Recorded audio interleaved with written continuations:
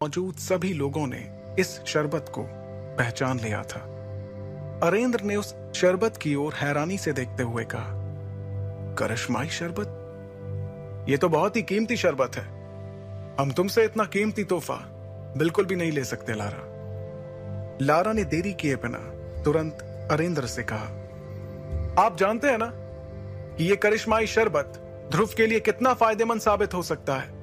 मुझे लगता है कि ध्रुव को इस शरबत को ले लेना चाहिए, क्योंकि अब तो शहर में ध्रुव के लिए तरह तरह की बातें भी होने लगी हैं। उसकी बात का जवाब देते हुए अरेंद्र ने कहा, मैं जानता हूं लारा, और मैं ये भी जानता हूं कि इस करिश्माई शरबत के कई फायदे हैं, लेकिन इस बात से भी इनकार नहीं किया जा सकता कि इससे ध्रुव को कोई फायदा नहीं होगा, क्योंकि उसकी शक्ति 9 सितारों से ऊपर नहीं है। और तुम ये जानती हो ही कि अगर 9वें सितारे से कम शक्ति वाला कोई इस शरबत को लेगा तो इससे उसकी शक्तियां और भी कम हो सकती हैं। अरेंद्र अपनी बात को पूरी करते उसके पहले ही लारा ने उन्हें टोकते हुए कहा, हाँ मैं जानती हूं कि शक्तियां कम भी हो सकती हैं, तो इसमें इतना परेशान होने वाली कौन सी बात है। ध्रुव का शक्ति का सितारा तो वैसे भी 3 पर ही है। ध्रुव के पास अब हारने को बचा ही क्या है।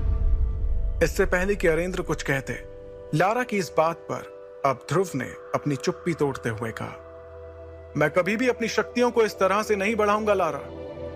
तुमने ये सोच भी कैसे लिया? लारा ने भी तुरंत इस बात का जवाब दिया, अच्छा तो फिर तुम किस तरह से अपनी शक्तियां बढ़ाओगे? वैसे ही जैसे पिछले 3 साल से बढ़ा रहे हो। लारा की इस बात का ध्रुव के पास कोई जवाब नहीं था।